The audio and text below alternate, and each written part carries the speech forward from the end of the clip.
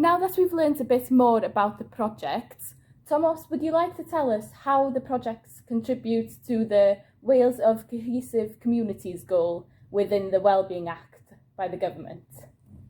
I'll try my best.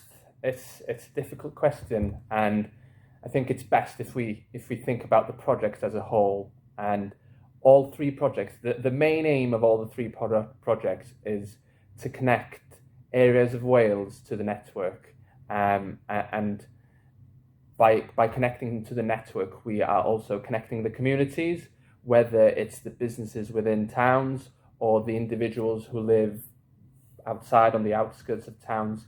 By having access to the network and by being able to use the internet, we are hoping that we are able to connect these communities in a better way.